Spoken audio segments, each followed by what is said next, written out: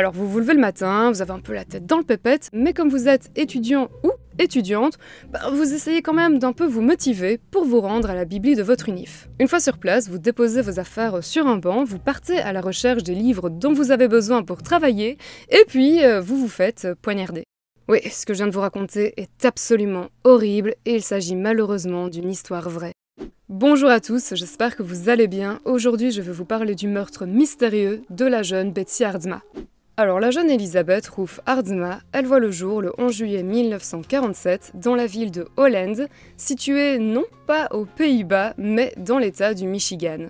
Elle est la seconde fille de Richard et Esther Aardsma, des gens sans histoire appartenant à la classe moyenne américaine. Betsy connaît donc une enfance et une adolescence assez paisibles et rien, mais alors rien, ne présage son funeste destin. Elle est décrite par ses proches comme une jeune femme brillante, belle, gentille, bienveillante et aussi marrante. Bref, Betsy, c'est un peu le cliché de la fille d'à côté. En 1967, elle quitte sa famille et part étudier l'art et la langue anglaise à l'université du Michigan.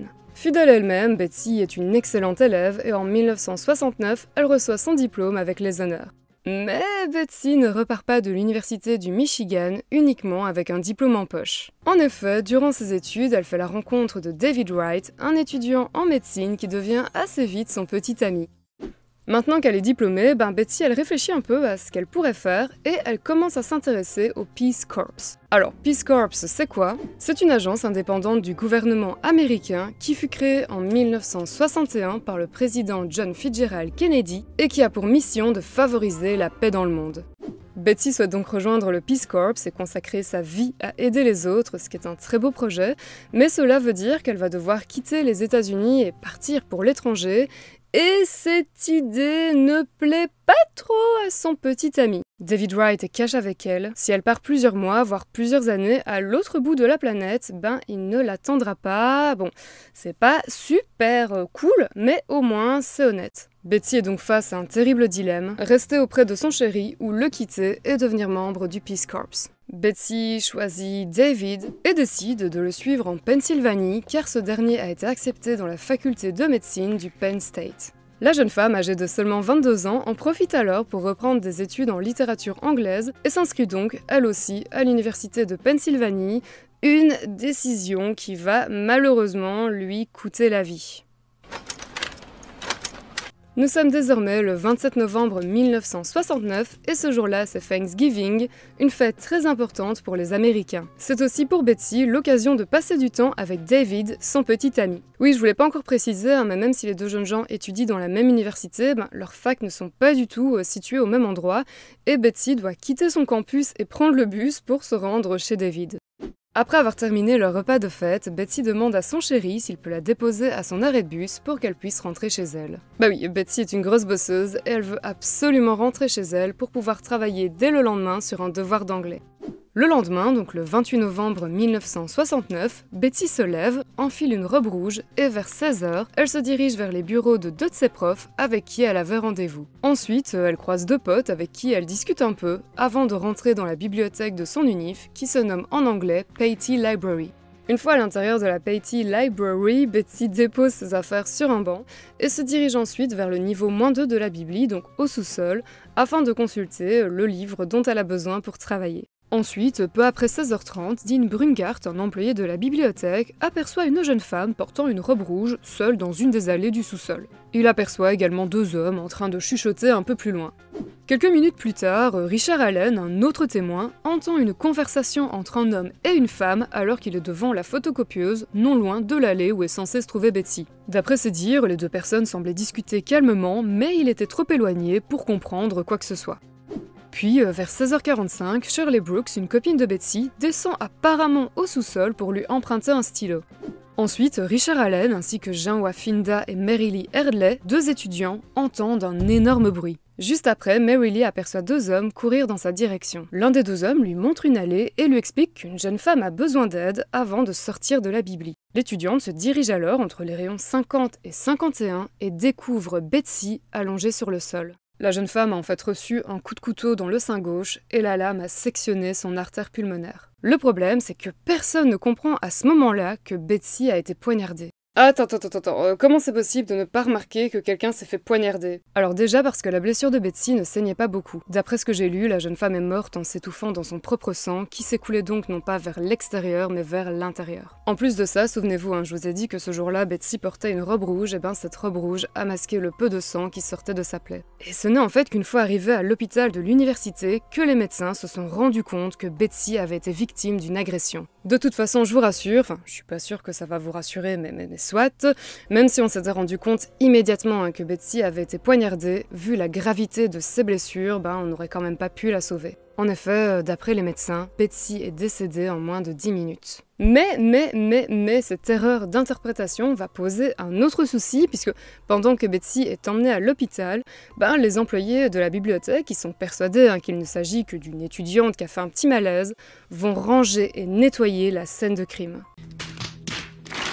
En fait, pour l'anecdote, s'ils se sont empressés de nettoyer l'allée, c'est parce qu'au moment où Betsy a reçu le coup de couteau, la pauvre s'est urinée dessus. C'est bien évidemment une catastrophe, pas le fait qu'elle se soit urinée dessus, mais le fait qu'ils aient nettoyé la Bibli, mais on peut pas non plus trop leur en vouloir. Je vous rappelle qu'on est qu'en 1969 et qu'à l'époque il n'y a pas encore les experts à Las Vegas pour nous apprendre qu'il ne faut jamais toucher à une scène de crime.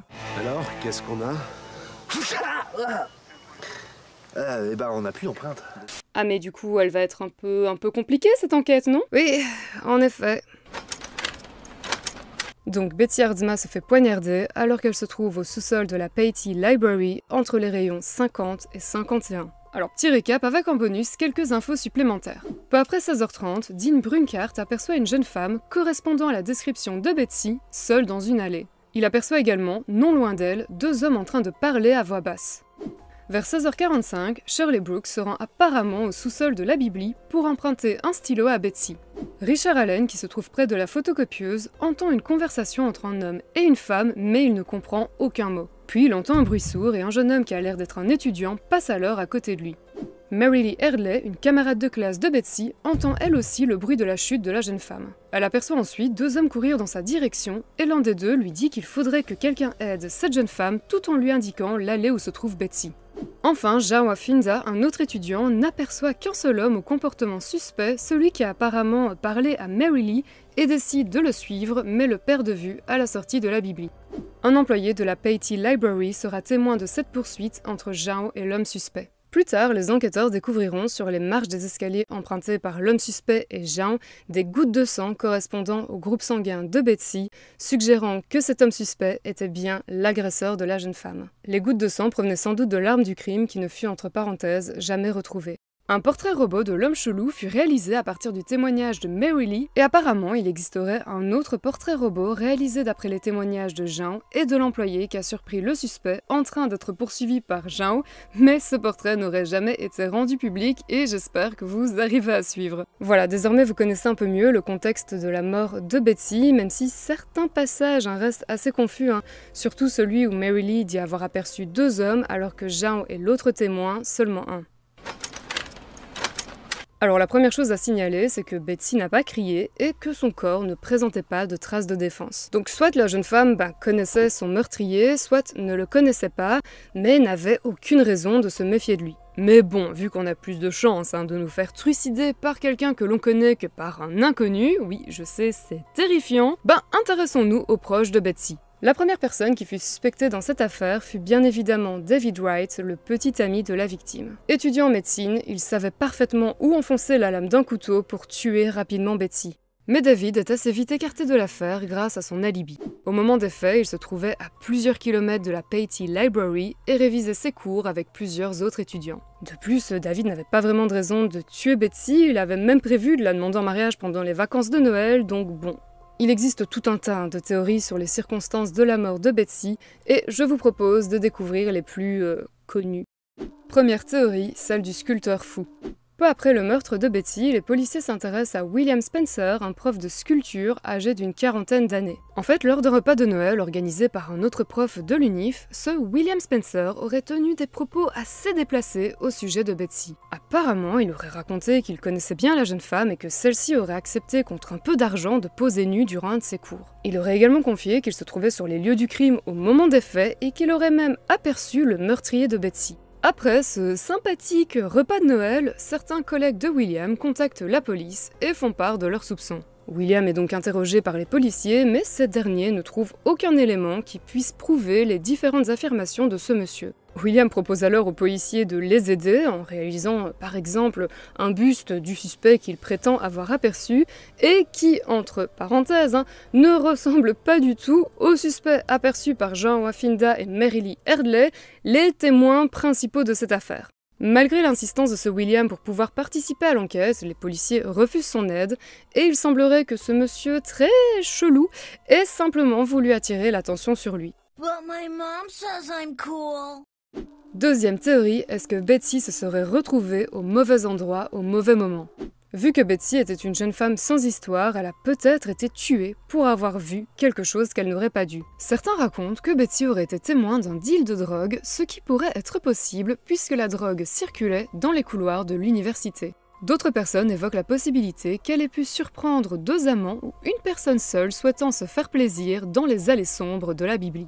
Et cette hypothèse s'explique par le fait que plusieurs magazines coquins ont été découverts non loin de l'allée où a été assassinée la jeune femme. Et les enquêteurs n'ont pas trouvé que ça dans les allées de la Bibli. Je n'en dirai pas plus, mais s'il vous plaît les gars, respectez un peu les lieux culturels et surtout, pensez aux personnes qui vont ensuite emprunter les livres, s'il vous plaît. Troisième théorie, celle du prétendant est conduit. Et on va terminer par la théorie qui semble être la plus plausible, celle qui accuse un certain Richard Hefner d'être le meurtrier de Betsy. Peu après la mort de la jeune femme, Sharon Brent, sa coloc, explique aux policiers qu'un étudiant en géologie du nom de Richard Hefner venait de temps en temps à leur appart et qu'il pourrait être impliqué dans le meurtre de Betsy. Les policiers interrogent donc cet étudiant de 25 ans et ce dernier leur explique qu'il est en effet sorti quelquefois avec Betsy, mais que celle-ci a coupé les ponts avec lui à la fin du mois d'octobre 1969, prétextant qu'elle voulait s'engager dans une relation très sérieuse avec David Wright. Alors à l'époque, les policiers n'ont pas grand-chose contre Richard, à part le fait qu'il connaissait Betsy, ce qui est quand même assez léger pour accuser quelqu'un de meurtre, et donc ils abandonnent cette piste. Et puis, dans les années 2010, l'auteur Derek Sherwood se replonge dans cette affaire irrésolue et émet l'hypothèse que Richard est peut-être l'assassin de Betsy. Car ce qu'on ne savait pas en 1969, c'est à quel point Richard était une personne dérangée. Il a en fait été plusieurs fois mêlé à des affaires d'abus sexuels sur mineurs, et en 1998, il a même failli tuer une femme en lui frappant le visage contre sa voiture, tout ça parce que cette femme s'inquiétait pour son vieux chien qu'il avait laissé dehors alors qu'il faisait ses courses. Et ce n'est pas tout. En 2009, l'un des neveux de Richard, un dénommé Chris, s'entretient avec Derek Sherwood et lui raconte qu'en 1975, il a surpris une conversation assez étrange entre Richard et sa mère. D'après ses dires, la mère de Richard était furieuse contre son fils à cause des accusations d'abus sexuels lancées par deux jeunes garçons durant l'été. Elle était en fait mécontente de constater qu'après s'être démenée pour le protéger suite au meurtre d'une jeune femme, Richard est une nouvelle fois attirer l'attention de la police. Sa mère lui aurait même hurlé « Tu as tué cette fille et maintenant c'est moi que tu tues ». Ah ouais, effectivement, c'est un peu accablant, tout ça. Et tu penses que la jeune femme dont parlait la mère de Richard était Betsy? C'est possible. D'après Richard, au moment des faits, donc vers 16h50 le 28 novembre 1969, il mangeait dans un petit resto, mais en fait il aurait très bien pu s'y rendre juste après avoir poignardé Betsy, vu que l'endroit se trouvait non loin de la Patey Library. De plus, apparemment, le jeune Richard ressemblait fort au portrait robot réalisé par Jean Wafinda et l'autre témoin, le portrait robot qui ne fut jamais rendu public. Mais du coup, Richard a-t-il tué Betsy car elle avait découvert son penchant pour les jeunes garçons, ou l'a-t-il tué parce qu'il n'a pas accepté le fait qu'elle le rejette? On ne le saura malheureusement jamais, puisque Richard est mort en 2002, emportant peut-être avec lui le secret de la mort de Betsy Hardzma. Et vu qu'il s'agit d'une affaire irrésolue, il reste plein de questions sans réponse. Par exemple, qui était le deuxième homme aperçu par Mary Lee, et y avait-il vraiment un deuxième homme qui accompagnait l'agresseur vu que Jean et l'employé de la Bibli n'ont aperçu qu'un seul homme au comportement suspect? On peut également se demander comment Richard a-t-il su où se trouvait Betsy? L'a-t-il suivi ou est-ce que la jeune femme lui avait donné rendez-vous pour le confronter? Et puis, comment a-t-il pu être aussi précis en la poignardant? Était-ce un coup de chance ou est-il en fait innocent?